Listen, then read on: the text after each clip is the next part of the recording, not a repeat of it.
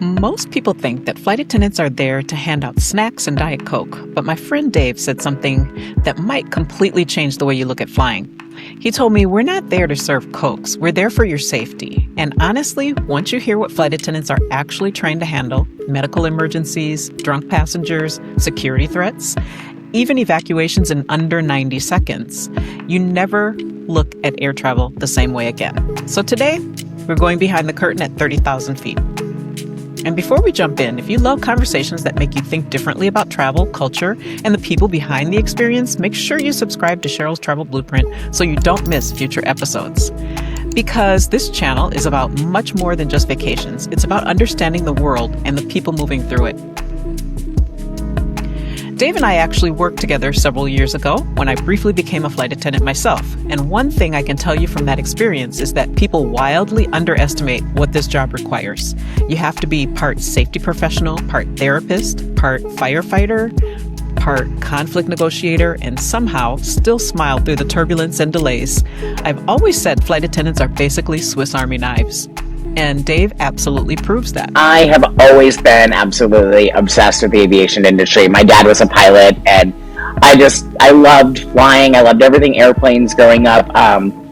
When kids had posters on the wall of their favorite sports ball player or their favorite their favorite band or whatnot, I had posters of the Boeing 747 and the Boeing 777 and just different posters of airplanes all over my walls. And used to make my plans play flight attendant when we were kids. I'd board them through the living room door, and they'd sit on the couch, and I'd serve them little Dixie cups of Coke. So it's been it was destined to be my career.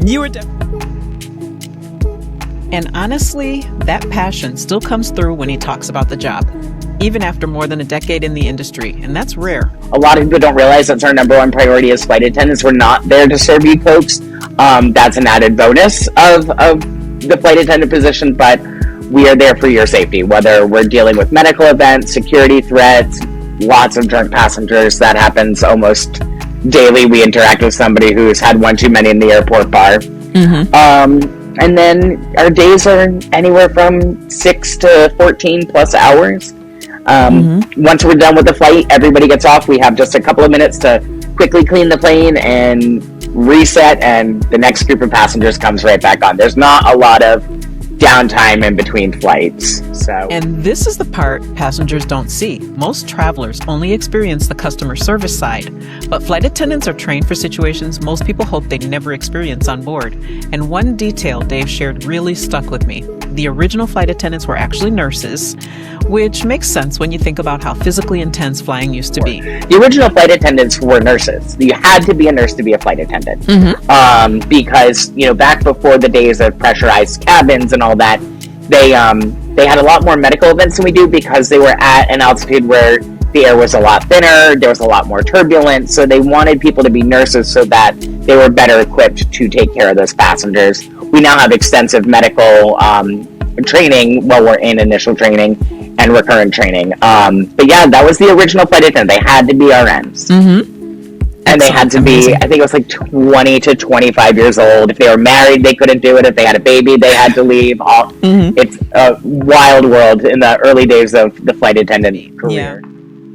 One of my favorite parts of the conversation was when we talked about first-time flyers, because behind all that chaos of airports and delays, there are still these really human moments happening every day. I love first-time flyers. I've had first-time flyers, everybody from infants to an 85-year-old woman who was her first time on a plane. So it's fun being part of that journey for people. And that is what people forget. Air travel isn't just transportation. Sometimes it's the beginning of someone's dream. Sometimes it's grief. Sometimes it's reunion, and sometimes it's fear. Flight attendants sit in the middle of it all. Every single day. And then Dave told me something that honestly made me laugh. There is, and a lot of people say we used to be issued white gloves for service when we first started. Now we're issued handcuffs. And if that doesn't explain modern air travel in one sentence, I don't know what does. And by the way, if you're enjoying conversations like this, the kind that pull back the curtain on travel and the human stories behind it, make sure you subscribe to the channel and join this community. because we've got a lot more conversations like this coming. Well, in the aviation world itself right now, most aircraft manufacturers are trying to find more innovative ways to make flying a little bit more greener, instead of burning, hundreds and hundreds of gallons of kerosene while they fly. They're trying to find new, greener ways to do that. So these new aircraft that you're seeing, like the Airbus Neo series of aircraft, or the Boeing Max 737 Max aircraft, or their new aircraft, they're much greener. They have more fuel-efficient engines. They, even down to like how they air condition the airplanes, saves fuel. So they're doing that, making it out of carbon fiber.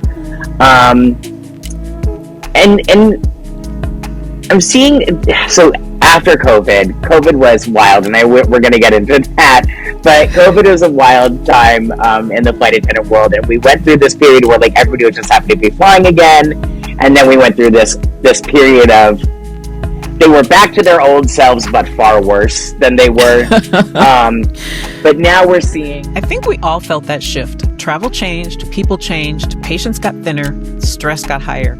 And somehow flight crews had to absorb all of that energy while still keeping hundreds of people safe in a metal tube in the sky.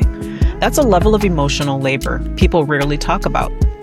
Say. Yeah, I mean, it's, so Airbus recently came out with, it was a concept for a more green airplane, and a hydrogen-powered aircraft, which is far more green than burning kerosene. And they claim that they're going to have the first prototype hopefully in the air by 2030 or 2035. It was, a small time frame. It's hard. You have a car manufacturer that's like, oh, let's build this kind of car, and from the idea to it being on the road a year or two. But with aircraft, it's so stringent. The design process, the manufacturing, the testing. There's so many moving parts to it, that from a clean sheet of paper to an aircraft actually being in the air can be upwards of 10 years. So they put a short time frame on it. So I'd like to see if they are able to do that, and B, if it works, if airlines start buying these aircraft that are much better for the environment, much better for the passenger, because the lower the fuel cost, the lower the cost is to us. It all trickles down. Yes. It would be cool to see them that come out with an aircraft like that. There's smaller airlines, smaller aircraft manufacturers are operating electric planes now. So Cape Air is really big up in like New England and the Caribbean. Oh. And they have a whole fleet coming of all electric airplanes. So that's exciting. Would we get to that point with large commercial aircraft? It would be fun to see if that's something that happens hopefully in my lifetime. This part fascinated me because most travelers never think about how quickly aviation is evolving. Greener aircraft, more efficient fuel systems, completely redesigned technology, and yet, even with all the innovation, the human side of air travel still matters most, because no amount of technology replaces the crew that keeps people calm when things go wrong. I think conversations like this matter because they remind us that travel is deeply human. Behind every boarding pass, there's a crew working incredibly long days, handling situations that most passengers never even notice while trying to make people feel safe. And honestly, the next time you board a flight, you may look at the crew a little differently, not just as people serving drinks, but as professionals carrying enormous responsibility at 30,000 feet. And Dave, if you're listening, thank you for giving us a glimpse behind the curtain.